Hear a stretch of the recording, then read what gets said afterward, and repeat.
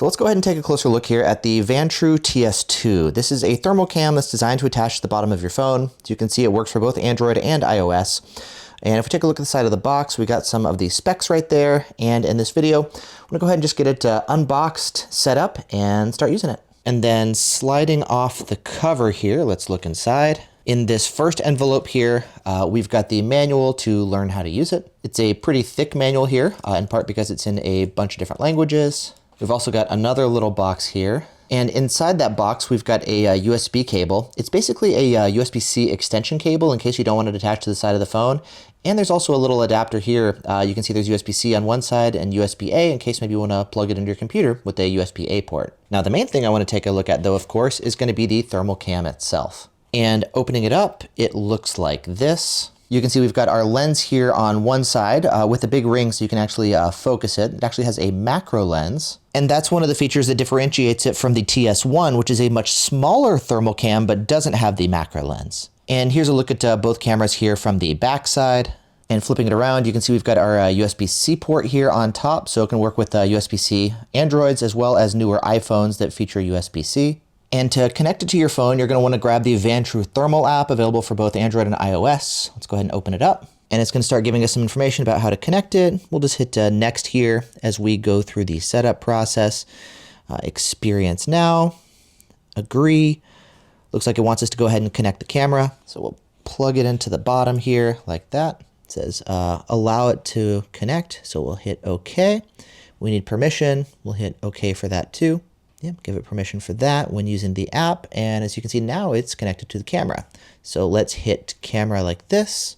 And as you can see, we have it up and running now. So you can see me here as I'm recording this on another phone. Let's actually flip it around real quick. And to do that, we'll just unplug it.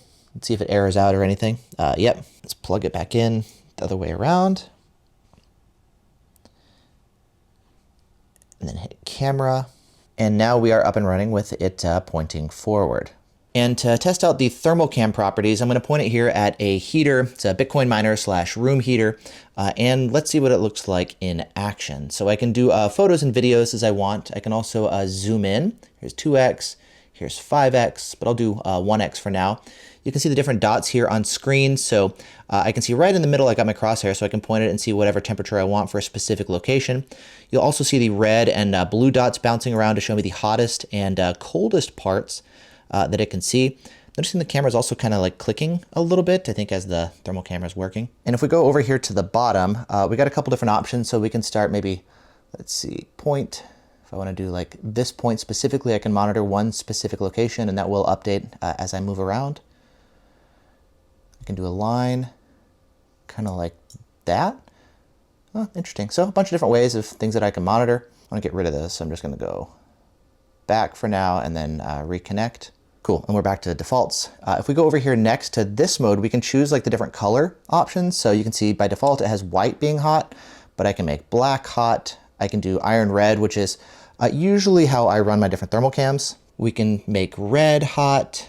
We can do rainbow, jungle, aurora, city, low light, gold, lava, and medical. I think for now, though, as I said, I want to go back over here to iron red, since that's kind of what I'm used to. And then at the bottom, we also have the option, as I mentioned before, for photos and videos. We can do like a picture-in-picture. If we turn it on, you can see here's the real camera, I guess, from the back, and I can make it more opaque like this or more transparent to kind of blend the two if I want, then turn that off. And then I can also adjust like brightness, contrast, kind of like video settings. And then at the very top, I've got the option to change my thermal range, -20 to 150, or if I'm doing something super hot, I can switch over here to 150 to 550. It does take a little bit of time, just like the TS1, to switch over. There we go. And that one's actually a little bit faster.